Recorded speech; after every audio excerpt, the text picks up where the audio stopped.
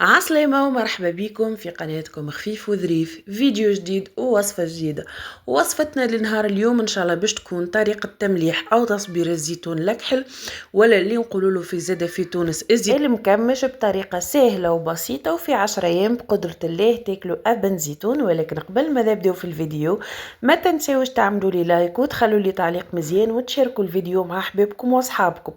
نبداو بسم الله. هنا عندي 2 كيلو زيتون أكحل ما شاء الله، هو هكا يشهي. اغسلته ونظفته.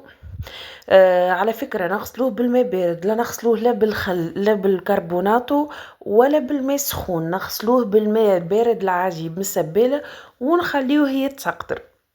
هنا نتفقدوا الزيتونات نتاعنا، نشوفوا لو كان فما كعبه مضروبه ولا خامره باش ما تهلكناش الزيتون، ونحيو هذيك العرشه اللي تكون مازالت واحله في كعبه الزيتون. هما قليل انكم تلقاوها، ولكن اذا نلقاوها نحيوها. كيف ما قلت لكم نلقاوش كعبه زيتون فاسده نحيوها.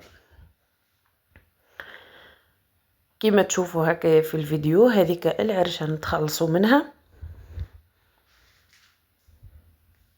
وكما تشوفوا زاده فما كعبة زيتون خضر، هذوك زاده باش نحيهم على خاطرهم باش يطيبوا ابطا. شوفوا بسم الله ما شاء الله، اكل اللون نتاع الزيتون واكل خشن يشهي تبارك الله، شهيتكم في الجنه. انا بعد ما تفقدت الزيتونات نتاعي باش نملحوه ولا نصبروه بطريقه بسيطه جدا، باش نملحوه بالملح فقط، او باش نصبروه بالملح فقط من غير ما نحطوه في الماء ولا نخليوه ينحي المراره. لا، هنا باش نعملوه بالشايح، غير باش نكونوا محضرين من الاول كميه لا باس بها من الملح الاحرش ولا الملح الغشين، ونبداو نرشوا هكا على كعبات الزيتون. الكميه غير محدده، عينكم ميزانكم، حتىش من بعد نتحصلوا على كل كعبه زيتون تكون مغلفه بالملح.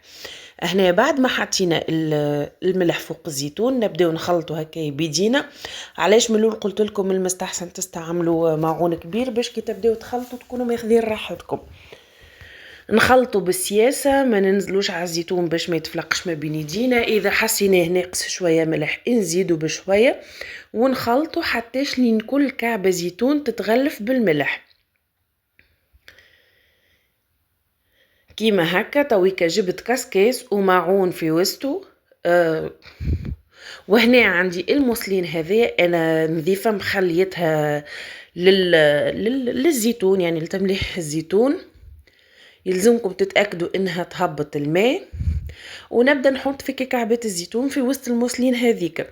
هو في الأصل أمهاتنا أو في تونس كيفاش يعملوه، بعد ما يملحوه يحطوه في الشكارة، هذيك الشكارة متاع السكر ولا متاع السميد، ويحطوه بعد ما يغلفوه بالملح يحطوه في وسط الشكارة، يربطوا عليه مليح ويحطوه فوق حجرة ولا كعبة ياجور ولا كعبة كنتول. المهم انهم يعليوه ويحطوه في الجردة ولا في المنشر.